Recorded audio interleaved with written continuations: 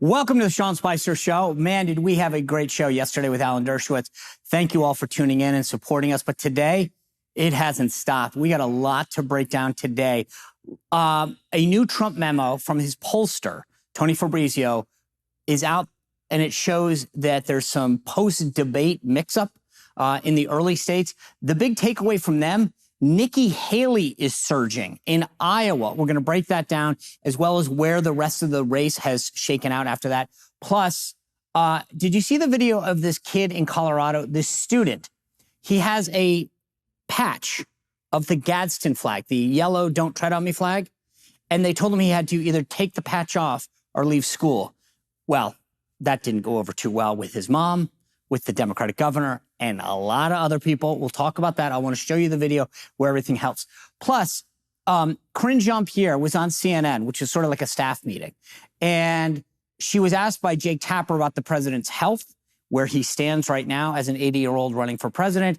And you're not going to believe how she answered it and how Jake Tapper handled it. There was a lot to break into. Plus, we have an amazing conversation with actor, former Hercules actor, and brand new author Kevin Sorbo here today about where Hollywood is with movies like Sound of Freedom and independent media, the need for it. A lot to break down. Let's get into it.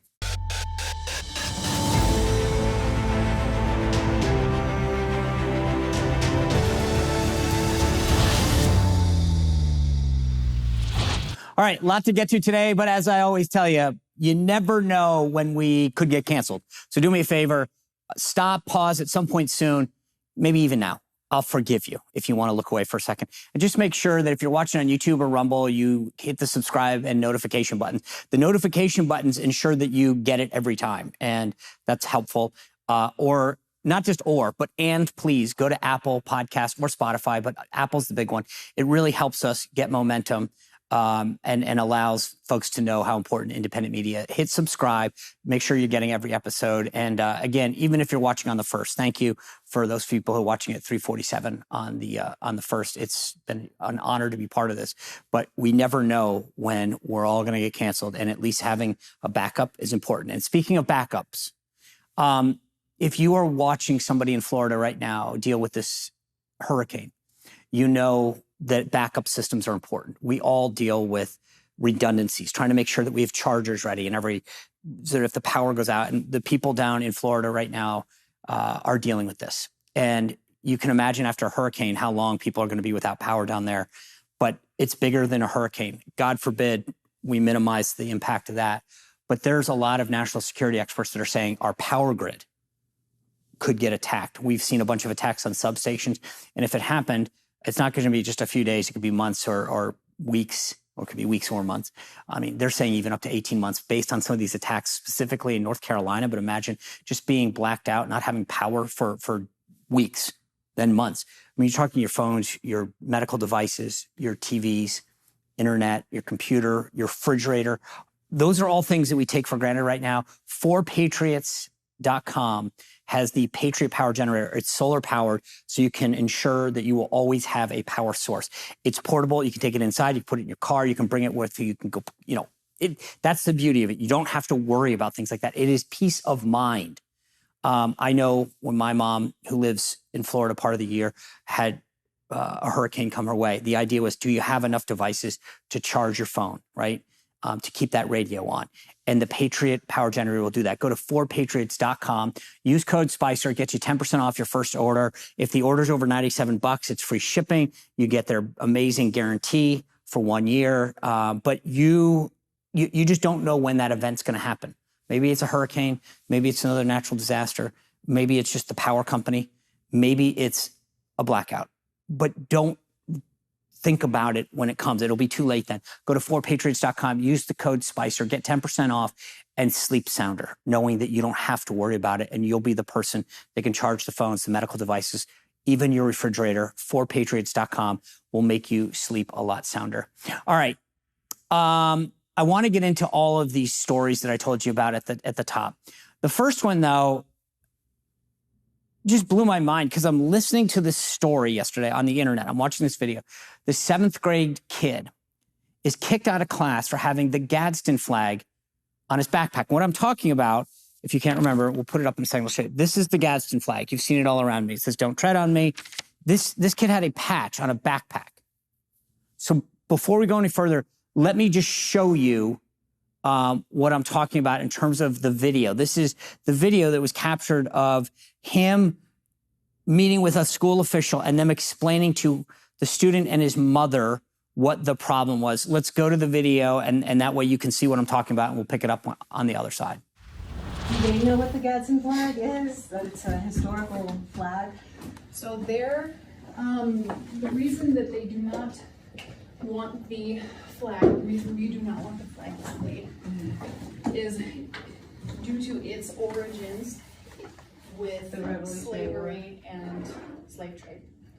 That is what was, that is the reasoning behind why we do not want it displayed. The Gadsden flag? The "Don't tread on me." Okay. Which is the Gadsden flag? Okay. Okay, so he's, what's gonna happen if he doesn't take it off? He is able to go. I was actually just telling him, like, I was upset that he was missing so much school. I'm like, so I asked if, can he just take his stuff out of his bag and go back to class? Like, I just want him to go back to class.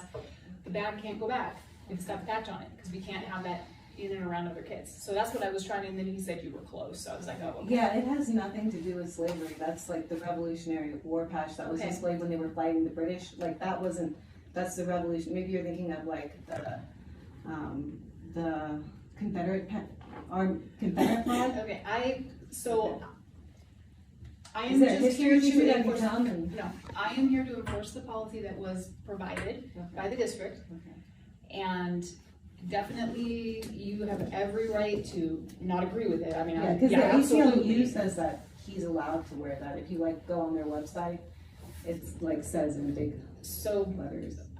All I'm saying is that unless there's like a ban on patches, period. Like if you said there's no patches allowed at the school, you cannot display what you think or anything like that, or what cheer or anything like that. I think it's like one-sided, because you allow some patches but not other patches. All right, so let's break this down.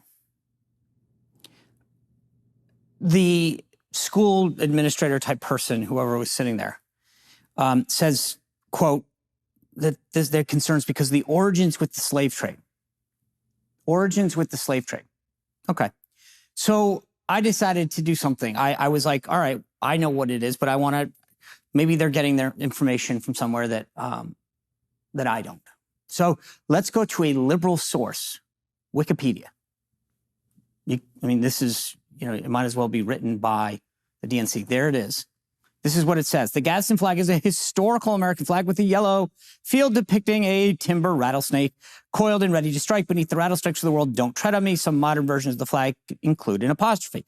The flag is named for Christopher Gadsden, a South Carolina delegate to the Continental Congress and brigadier general in the Continental Army who designed the flag in 1775 during the American Revolution, not during slavery.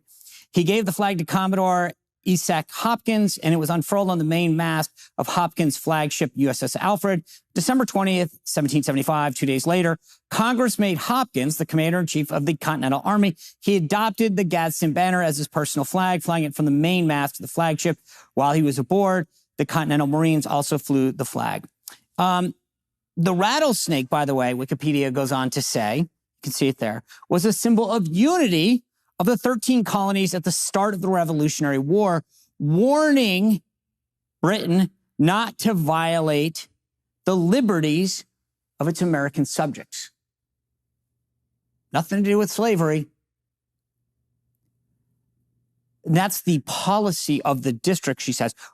She's there to enforce the policy. This is, I just want to, there's so many things to break down. Number one, kids are supposed to go to school to learn. And if idiots like this are teaching them, I really wonder about everything else they're learning.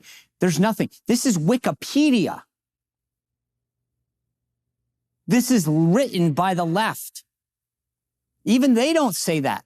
Go through the whole thing. There's no also, could also be. There's actually a pride version of this. The left has made a pride Gadsden flag. That's That's what this is. I mean, they can't even, there's nothing. There's not a hint of slavery. And then the mom, what's the policy? Is it all patches? Well, I don't know. The mom should get a medal, by the way. And it's moms in the last 4 years who are standing up all over this country and saying, no, I don't like what my kids are reading. I don't like what you're jamming down your throat. And I think these policies are stupid. Good for that mom. Good for that mom. By the way, good for the kid. I've got 2 kids. It's tough. They want to conform. I mean, there's a lot of peer pressure. This kid's sitting there going, all right, lady, tell me what you got. Calm as a cucumber. The easy thing is to pull the patch off. This is what the left wants. Conform. This is the problem. It's not even based in fact. And I'm just here to enforce the policy. Well, what's the policy? Is it all patches? Don't ask those questions. Conform. This is a patch of a flag. It's about our revolution. It's about fighting for freedom. It's about literally telling, don't violate our liberties. That should be something that everybody should get around. Stop lying and making everything about racism, slavery. You're lying to our children. The teacher should be fired. Yes, the mom should be applauded and the kid is a brave kid. But that administrator, where was she to ask the questions when she was told to enforce the policies of the district? Where was she? I mean, by the way, I will say this. The governor of Colorado, a Democrat, stood with the kid. Stood with the kid. Good for him, Jared Polis. Because the easy thing is to jump on the left-wing bandwagon, regardless of the truth and the facts. But just remember, the next time your kid gets accused of something or told that they got to do this, they have gone to extremes. They don't care. They don't like it. Why? You know why, though? It's because for a lot of people, it's known as a Tea Party symbol. That's what this really is.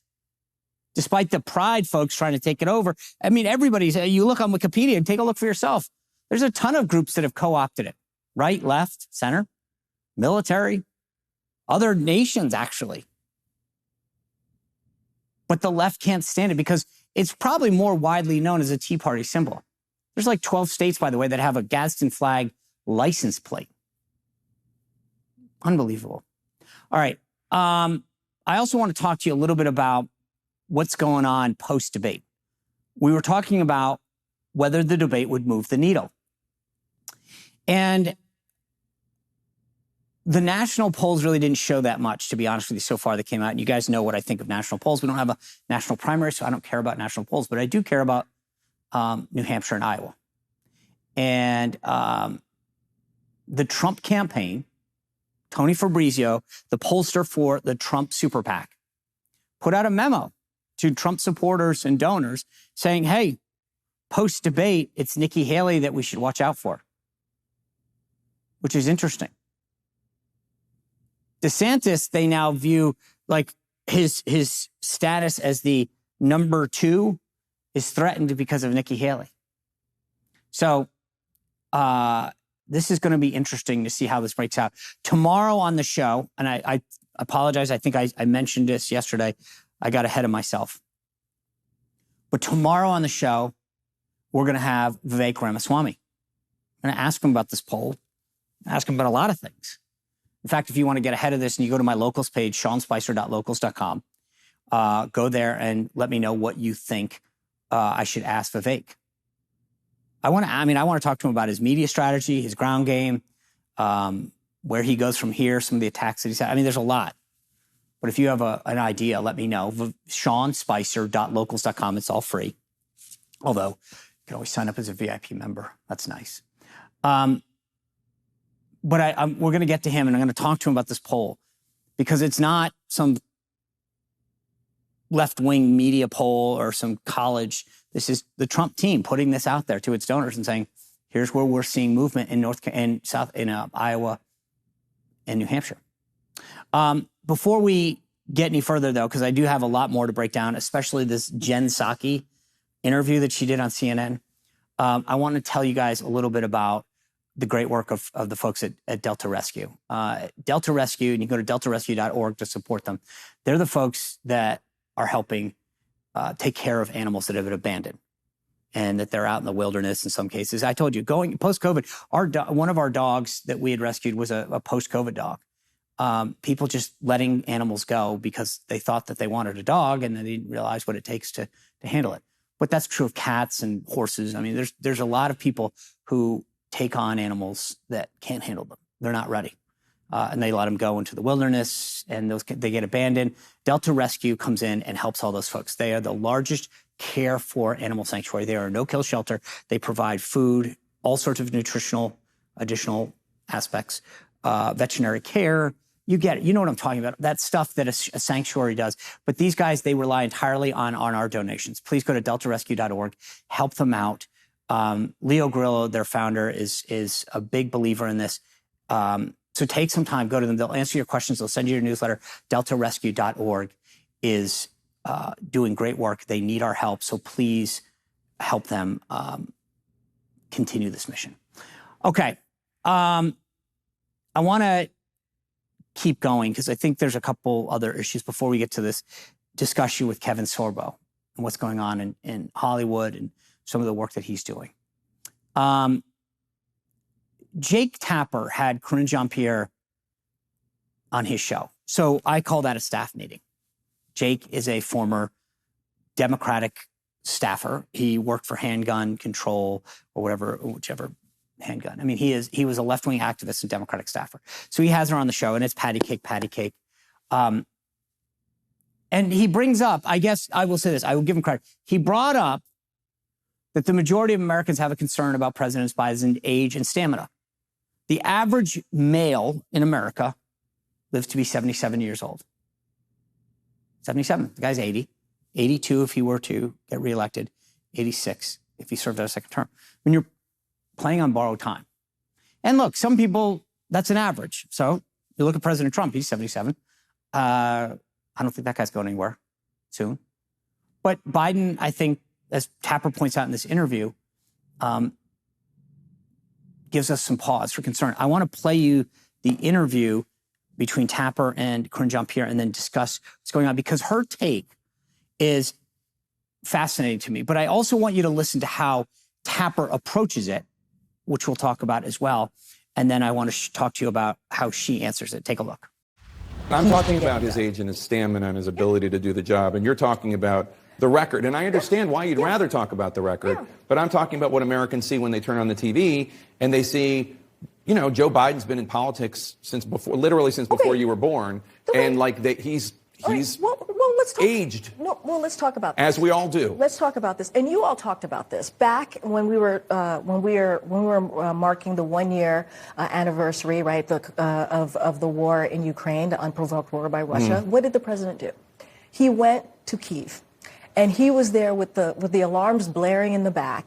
And people were so impressed that he was able to be there and look strong and represent the American people in Kyiv in a war zone country. And that's what you saw. I'm not right? saying he's not able to walk. But you're talking about his strength, right? You're talking about how he's looking right now. He's 80. I think like the average American male only lives to be 77 or something. But here's the thing, Jake. People saw him and were impressed that he was able to do that he was able to be there and present the American people. Look, the president says this all the time. Watch him, right? Watch him. And They are watching him. That's what I'm saying. That's the 77% who are concerned. No. But I've had conversations with some of your colleagues in the White House press corps when we travel abroad, how it is hard for us to keep up with this president who is constantly working every day to get things done and making sure that we are delivering for the American people. And I think that's what matters. I get it. I get what you're asking me, but the record matters too, Jake. What he's been able to do, no other president has been able to do if you look at his legislative record, and that matters. And then Tapper goes on to pivot and talk about something else. But you heard how he said that, he's aged, as we all do. Why is he couching this? It's like he's got to approach this with kid gloves.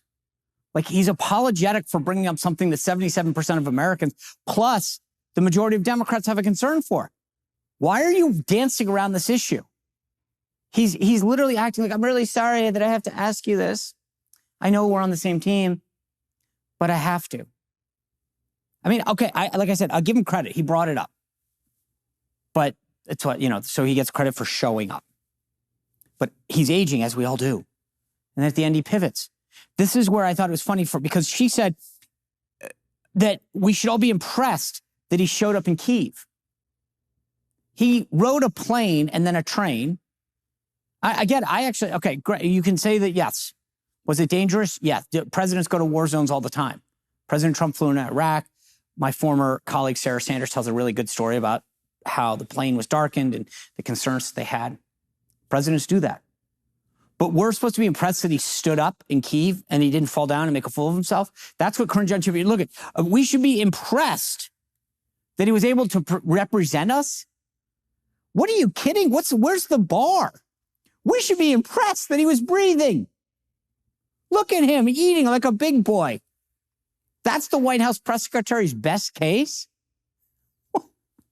Oh my gosh. Can you imagine if I said that? Look, President Trump, there he is, standing. He even sipped a glass of Diet Coke and no spillage. He didn't have to wear a bib. He let that go. This isn't like, she keeps talking about his record. That's not the question. There is a legitimate question whether President Biden, who is 3 years past the average male life expectancy in America and is seeking re-election and obviously has issues physically and mentally, keeping up. And this isn't a hit on him. He's that old. Everybody knows people that old.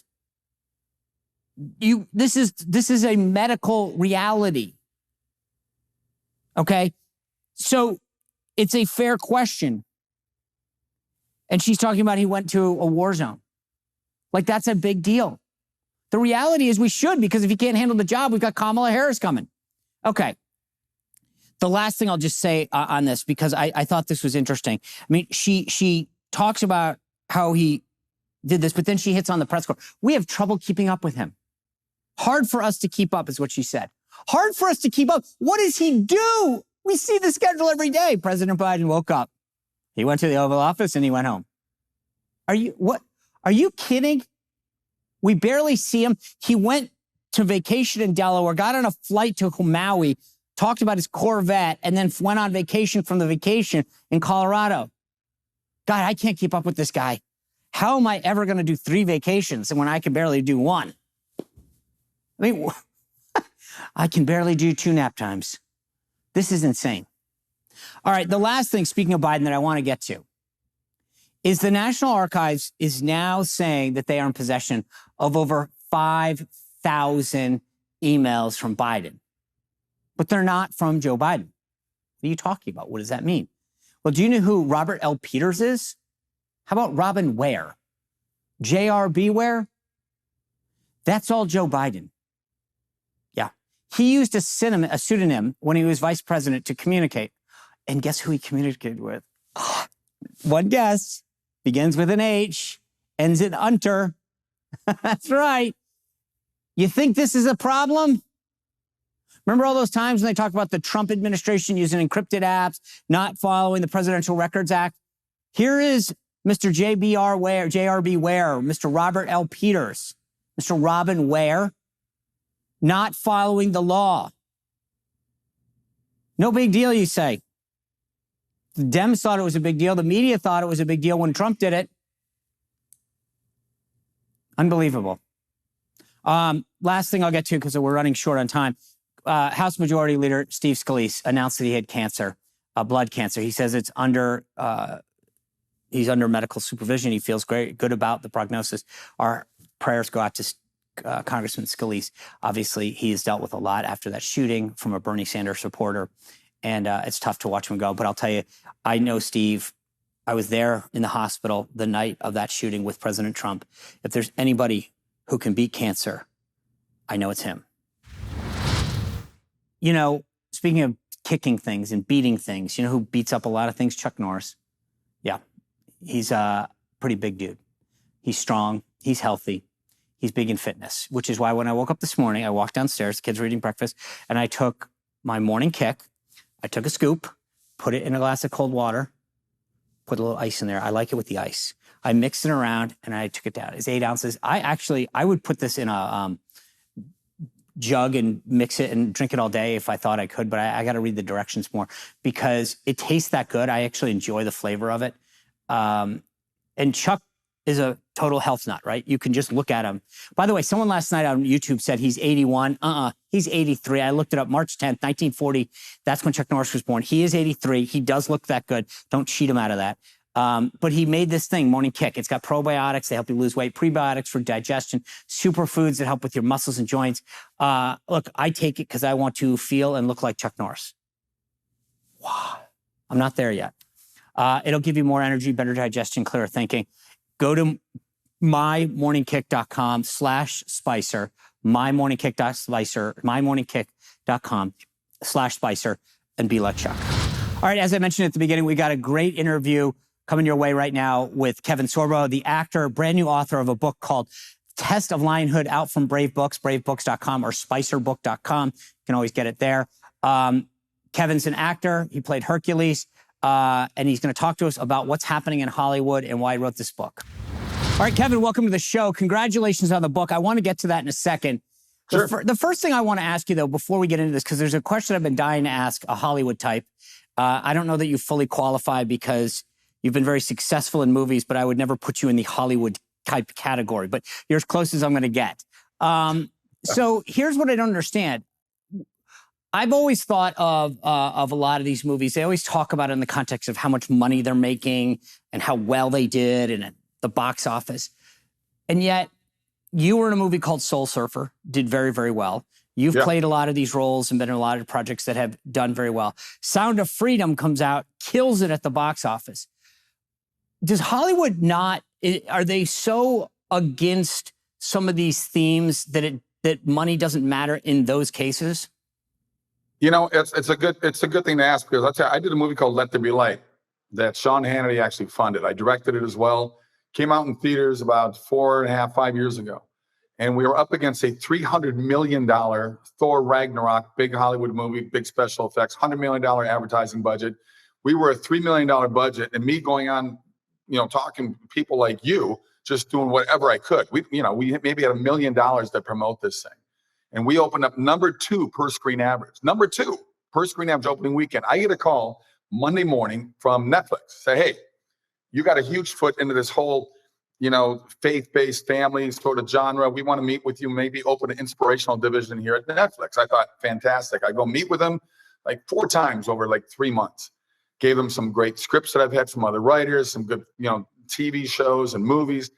And when it came down to the end of it, nothing happened. And I'm going, there's 80 million homes out there that want the kind of product that I do. 80 million. You are a capitalist business. You can scream all you want about socialism. You are a capitalist business. I think Disney forgot that, but that's another story. But anyway, I look at this and I say, you have so much hate and anger with your ideology towards people like me that are conservative and Christian.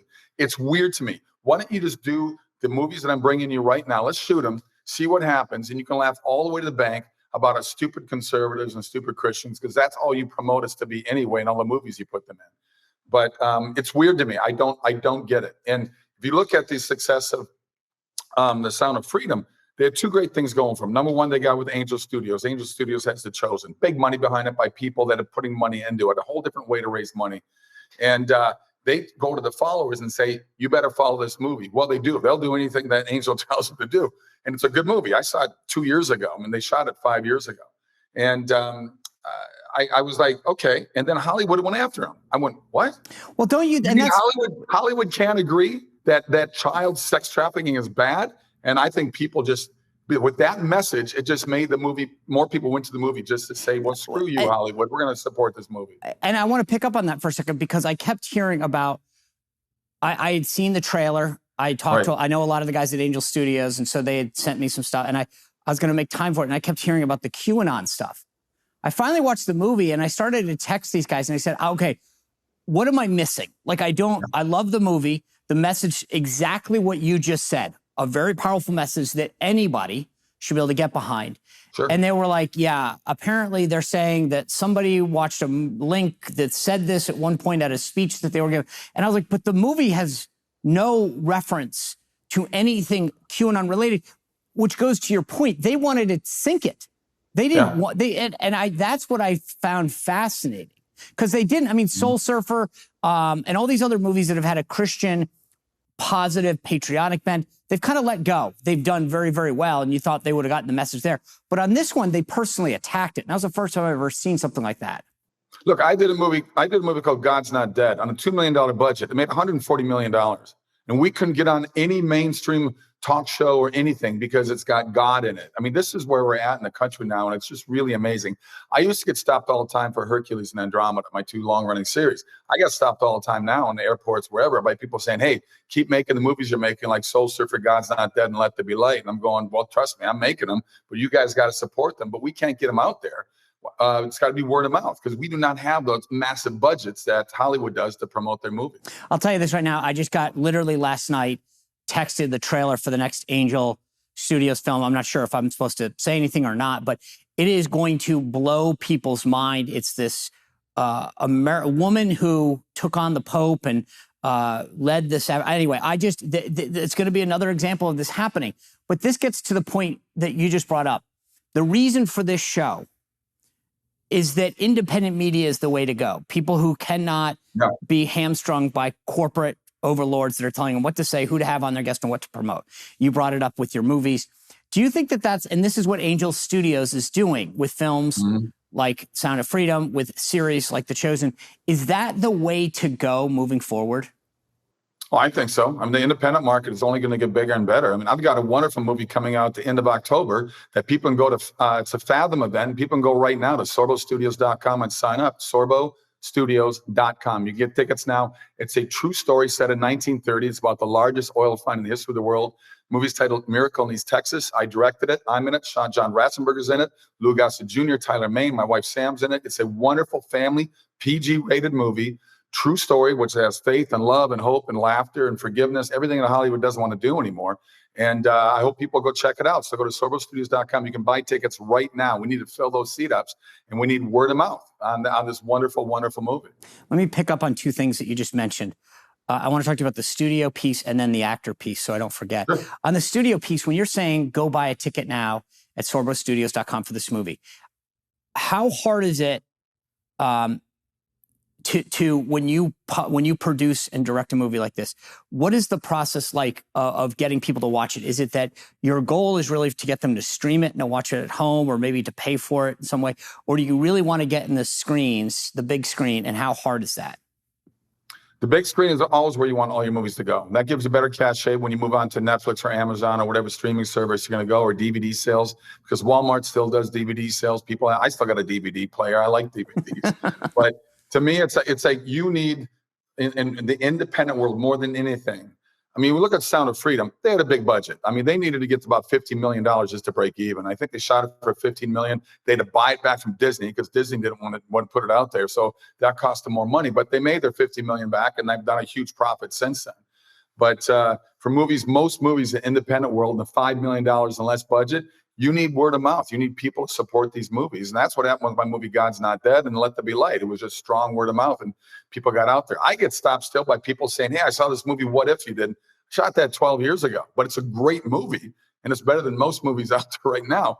But if you don't have the money to get behind it to push it out there, it's a weird catch-22, but you want to get to theaters more than anything else, because that gives you a cachet with people. And are they an obstacle, or are they actually capitalistic? Do they say, hey, Kevin, you've sold 500,000 tickets. I need you in my AMC theater? Oh, sure. I mean, look, these theater owners don't care what they show. as long as they sell popcorn and sodas. That's where their money is. So if you got a movie that's going to stay in theaters because people want to go see it, they'll keep it running forever. And that's what I need with Fathom. You know, you only get 2 days. We got a 2-day week on October 29th. And we need people to fill those seats. You fill those seats up ahead of time. That's why we're selling tickets now. Then they'll add more days and more screenings, and it helps perpetuate the movie. Okay, so that's the secret of that. That's a good thing to know, because we can continue to talk about that as October 29th comes closer, to make sure people get those tickets, buy them early, to make sure that we're supporting. Because I think part of this is we're all in this together. And I think that's what people have to understand. I tell people all the time, please subscribe. It's more that we need to help each other move forward. I wanted to ask you about the actor piece of this too. You mentioned a lot of the big names that are in your film. When you approach them, do they say, "Hey, Kevin, sorry, brother, I cannot do this. It's going to kill my career. I'm not going to get callbacks"? Or do they say, "I like the script. This is a great message. I want to be part of your film"? Both things happen. There are people that you approach that are afraid to do it because they think, well, if I do, that's a movie with, you know, it's got values in it, it's got family in it. I can't do that, because it's just brainwash that's been going on through movies and television. Walt Disney said in the 1950s that movies and television will influence our youth. Well, hello, I think he was quite right, because you see the culture battle going on right now. Hollywood's winning that battle. I mean, it's the stuff they put out there just promotes evil and hate and divisiveness, anger. I mean, they love this. They love the violence. They love the sex. I mean, it's like, it's insane. I'm not a prude in any way, but it's crazy to me that Hollywood, the reason I want to even be an actor was the movies Hollywood used to do. And those are the kinds of movies I'm doing now. So like I said before, we just need people to jump on board and support these things, because it's out there. But how do people find out about it? We need people that, like I said, strong word of mouth is the key. So let's get to the book for a sec. Sure. Tell me, I've written a book through Brave, and like you, it kind of goes along with this thread that we're talking about, which is, at first I just thought it'd be kind of fun, and then I realized if we don't start putting good content in front of our kids, somebody else is going to do it. I love the fact your book, The Test of Lionhood, is part of the Freedom Island Book Club. So we are now joined at the hip, because the cool part about the Freedom Island Book Club, for those who've not familiar with Brave, is when you sign up for it, you get Kevin's book, but then you're part of a series. And I love that, because, you know, a young person, it's great to give them one book, but it's great to know that they're going to get another one. So what was the process in deciding to do this? And tell me about the topic that you chose. Obviously, I get that it's about masculinity, but what was your thinking behind that? Well, you know, my friend Kirk Cameron, obviously you saw the attacks he got for reading in public libraries. God forbid, you know, they'd rather have drag queens come in than read to kids instead of Kirk Cameron, which is just crazy to me. But once again, the majority showed up and said, you know, we're here to support you.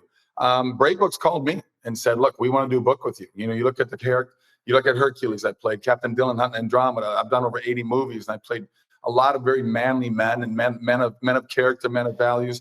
And they said, we want to do a book dealing with this whole, you know, toxic masculinity thing that's going on. My son wears a t-shirt that says embrace masculinity, and I love it. And that's what this movie's about. To me, I'm here to make Hollywood manly again. That's the hope that I'm trying to do. And I want people to stay, you know, families to stay vigilant to avoiding the movies that emasculate men, and support movies like I'm doing that get out there and say, look, these are values that match with yours. I love what guys like Taylor Kitsch are doing, Mark Wahlberg. These guys are coming out and saying, fighting back against this insane woke culture. And I wanted to be involved with this book because of what it does. To me, it's let boys be boys, let girls be girls, let them grow up and decide where they want to be with their lives when they become adults. To sit there and tell a kid that he can be a girl right now when he's in 3rd grade is crazy to me. Let them play and have fun and pretend and whatever, but let them become adults where they can make their own decision, instead of forcing them into this world that they're forcing them into right now, because it's crazy. And this book really helps parents to teach their boys to become strong, good men. I go, if you eliminate the patriarchy, to me, you're getting rid of the human race. And the Bible teaches us to honor the father. And sitcoms, I mean, you've seen it too. You look at sitcoms over the last decades, other than the Cosby Show, which both parents were strong parents.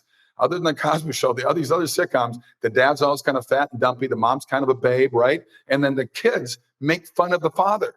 So they learn this negative behavior towards dad. Dad's the goofball. Dad's the idiot. If you look at every movie that comes out, if it's a conservative character or it's a priest or a pastor, they make them dumb and stupid and do crazy things. And so people buy into that because the mainstream media has such a strong influence over people, and you see the results of that. So how do you, I mean, Brave Books is sort of aimed at like 4 to 12. How do you Right. tell a story about masculinity? I get the parents. I'm with you on that. Right. It's like, hey, stand up, be a good dad, show them right or wrong, talk about the roles. But how do you tell a 4 to 12-year-old about the virtue of masculinity? Well, you bring it into their world. So the book really is about, it's the test of linehood introduces young readers to Lucas. Lucas is his line cub. And he and his younger sisters are out in the woods and the mountains, and they're out playing. His little sister gets a cut by a very poisonous plant. And they know about this plant. They've been warned about it by their parents. And so he knows that his sister's going to die unless he gets the antidote for this. And he knows the only place to get it is a flower on top of a mountain. He doesn't have time to go back and get to his dad. He's got to make a decision right there. He's got to get past his fears and insecurities, and he's got to be brave in a situation that calls for it at that moment. So he fights through all these obstacles until he's able to get to the top of the mountain, comes down, and is able to save his sister's life just in time. And so it's a wonderful, wonderful movie to show the trials that he goes through, the triumphs that he has. It illustrates beautifully the importance of embracing unique qualities that we all really have, but we're not teaching our kids to be that way anymore. That's why I love this book, because it gives them a chance to really soul search and find a place during these tough obstacles that all of us face in life. And how do you react to that? You know, you mentioned Kirk Cameron, who's been the face of these public story hours with Brave Books. Sure. I did one with him in DC. And I've seen firsthand the backlash, right? I mean, people somehow, my book dealt with like the fake news and the idea that kids get attacked or get brought into situations. And I was like, what do you object to in this? Yours is probably a little bit more controversial because in this day and age, they don't want to talk about masculinity. So when you put it out there, what kind of pushback, if any, did you get? Oh, it's not out there yet, but it will be there. Trust me. I'm actually been invited, which really shocks me. I know that you guys went to libraries. I'm going to a public school in New Jersey, an elementary school, to read the book. So I'm sure you might be seeing something on news when that comes out. What grade? It'll be like the elementary schools. It's going to be like, first, second, third, and fourth graders. Okay. I have a feeling that's going to be interesting. We did it with kids and parents at a public library. I think going into a school is going to be a very new dynamic. Well, I'm going to have all these woke teachers just glaring at me, hating me to even show up, So these are the people now. If you look at the under really 35 years and younger, these are the ones who've really been indoctrinated through the boot camps of elementary, junior high, and high school and college now. So they're the ones now, instead of teaching math, their subject, they're showing the kids in class a transgender movie about that, And I look at it and go, why is this? You're supposed to teach math, right? That's what I don't understand. To me, I've always I'm with you on this. Math is math, right? It's addition, subtraction, multiplication, division. All of these things, geometry, etc. It is not. There's no culture in math. Like there's no gender in math, and yet there is this feeling now that all these teachers. I actually am going to be very interested how this goes for you, because I feel like these teachers, either because they feel like they want to or have injected this woke culture into classrooms that didn't. I mean, again, English, math, social studies. This is not. I didn't learn about any kind of gender stuff until life skills in 8th grade, and even then was pretty watered down. But now I feel like, and so you are actually going to the lion's den. For me, it was going to a public library where people chose to bring their families. Yeah, exactly. Well, that's why I'm going to Lions Den. That's why I have a test of linehood right here. That's the reason behind the book. So we'll see what happens. Look, you know it just as well as I do. Government wants full control of our lives from cradle to grave. They want everything, and they're inching towards it all the time. They keep pushing and pushing and pushing, and people just go, "Oh well, what can I do?" I mean, apathy is the biggest killer of America right now. And a confused generation of men is so much easier to control than a truth-seeking generation of men. And Hollywood struggles with guys like me because they struggle with the truth. They don't like the truth. They hate the truth. They reject people like me because I'm conservative and I happen to be a Christian. Yeah. Well, I think the one thing that you have going for you that I didn't is that you were Hercules. And I think there might be a little bit of concern that they don't want to take on Hercules. They looked at me and said, all right, we can take you. I don't know that these parents and administrators are going to be ready to take on Hercules. Well, we'll find out. I welcome it. I welcome debates. I don't harbor the anger and hate that they have towards people like you and me. I really don't. You can have your point of view. I'm fine with that. I love when they have labels. The uneducated and sort of ignorant masses out there that attack us, most of them are uneducated in the things they come at me with. I just state I'm a Christian, and right away, I'm a homophobe. I go, well, I've been in the business 40 years. I've worked with gay people on my movie set, TV sets, on everything I've been on. You won't find one in that world saying I was an evil or hurtful person to them, because I'm not. Yeah, well, I'm pretty much a live and let live kind of guy. I'm just tired of everything being shoved down everybody's throats. So we got to sit there and accept this and accept that. Let people live their lives. That's I mean, that's my view. Let me live my life. Let me have my views, and you go live yours. But yet the left is insistent on jamming down. Kevin, congratulations on the test of lionhood. For people who are watching this right now, where can they go and support? Obviously, the movie Sorbo Films coming out in October. But Sorbo Studios. Sorbo Studios. My apologies. But I'm sure you should go out and buy that now. Buy that URL. Get those tickets now. But you go to bravebooks.com, just like because you've been there before I was. So bravebooks.com, and then they can join the Freedom Island Book Club and get my book for free, and then they'll get a book every month after that. Okay. Kevin, congrats on the book. Look forward to seeing how successful that becomes. I want to hear about the New Jersey school visit. And then number 3 is, let's make sure we go out there and push Sorbo Films. Sorbo Studios.com. Sorbo Studios, October 29th. Get the tickets now so that we can have another Sound of Freedom on our hands. You'll have heard it here first. Good luck with everything. We'll catch up with you soon. All right. Appreciate your time. Thanks a lot. All right. I hope you enjoyed that conversation. I did, because I think it's important to understand the motives of Hollywood. Why don't they focus on movies that make money, that have good content? It's almost like they go out of their way to go against their own self-interest in a lot of these things. Luckily, though, independent media and independent studios like Angel Studios, et cetera, are giving us a path forward, and we can crowdfund them. Go to Kevin's studio and buy those tickets if you can. And the book, spicerbook.com, you can get Kevin's book. Join the Freedom Island Book Club as well. This is what's going to make the difference going forward. This is what we're up against, but we have a mechanism.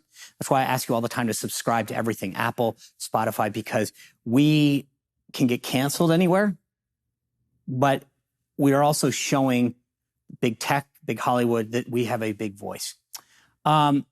So thank you for everyone who is subscribing. I appreciate it. Share this. So important. Get other people to see this. We got some great conversations. Speaking of great conversations, I mentioned this at the outset. Tomorrow, I want to sit down with Vivek Ramaswamy. He was the big star at the debate in Milwaukee. And he took a lot of fire on the stage, and he's taking a lot of fire afterwards. He has gone into the lion's den. The lion's den. And the folks in